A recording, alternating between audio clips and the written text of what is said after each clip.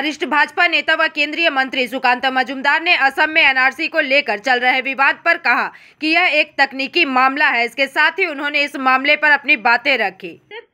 মমতা বন্দ্যোপাধ্যায় অনেক ভালো ভালো কাজ করছেন, কিন্তু মমতা বন্দ্যোপাধ্যায়ের ভালো ভালো কাজ কিছু ছাত্র নেতার বেপথে চলে যাওয়া বা উল্টোপাল্টা কাজের জন্য অসুবিধা হয়ে যাচ্ছে।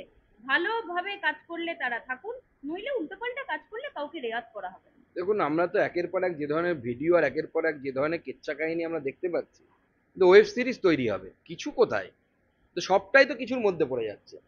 কিছু বাঁচলে পরেও হয়তো খুঁজে পাওয়া যাবে না তৃণমূল নেতারা যারা এই সমস্ত কিছু করছে না।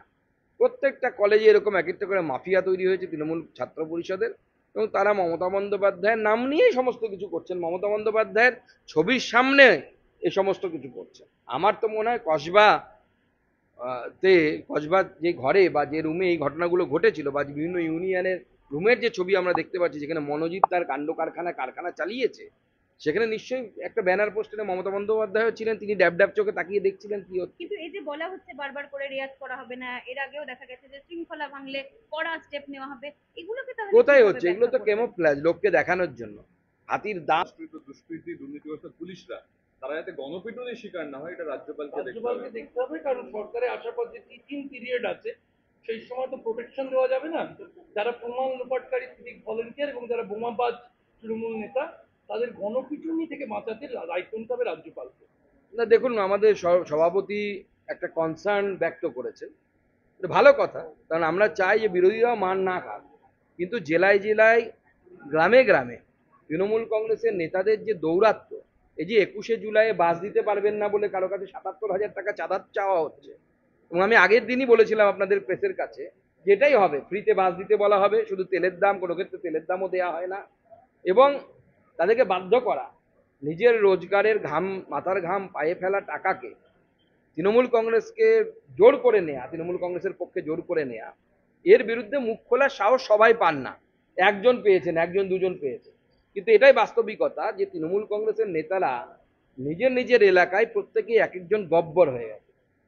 রাজ্যের হিন্দু বনাম মুসলিম একটা বড় লড়াই হবে, আর সেই ডেড বডিগুলোর উপর দিয়ে হেঁটে শুভেন্দু মুখ্যমন্ত্রী হওয়ার চক করছে। দেখুন, প্রথম কথা হচ্ছে রাজ্য সরকার এখন দায়িত্বে আছে। রাজ্য সরকারের প্ররোচনামূলক কাজের জন্যই হিন্দু এবং মুসলিম এই দুই সম্প্রদায়ের মধ্যে বিভেদটা দিন দিন বাড়ছে। আমাদের রাজ্য সভাপতি তার প্রারম্ভিক ভাষণে দায়িত্ব নেওয়ার পর যে বার্তা দিয়েছে, আমরা তো সেই বার্তায় সবকা সাথ সবকা বিকাশ, সবার বিশ্বাস, সবার প্রয়াস, এটাতেই আমরা বিশ্বাস করি। হ্যাঁ, তারা আমাদেরকে ভোট দেন না দেন কোনো অসুবিধা নেই, কিন্তু নরেন্দ্র মোদীর ফ্রিতে রেশন তাদের কাছে পৌঁছবে, কোনো অসুবিধা নেই। নরেন্দ্র মোদীর উজালার গ্যাস পৌঁছবে, যেটা মুখ্যমন্ত্রী মমতা বন্দ্যোপাধ্যায় আটকে রেখেছেন। উনি ওকে করে দিলে আরো কয়েক লক্ষ মহিলা আমাদের এখানে উজালা যোজনার ফ্রিতে কানেকশন পাবে। তো নরেন্দ্র মোদীর বিকাশের মডেল সবার জন্য। বাচ্চা মেয়েটা দলের কাছে অভিযোগ জানিয়েছিল, কিন্তু পুলিশে অভিযোগ জানাচ্ছিল না, কালকে অবশেষে পুলিশে অভিযোগ জানিয়েছে। দেখুন, এটা হচ্ছে, আমি বলবো তার দলের উপর হয়তো বেশি ভরসা ছিল, দল হয়তো তাকে গাইড করতে পারতো, কিন্তু দলের নেতৃত্বের, আমার দলের কারোর সাথে যদি এই ধরনের ঘটনা ঘটে, তা আমি তো আমার রাজ্য সভাপতিকে অনুরোধ করব সেই মেয়েটি। Bureau report, PVTV news.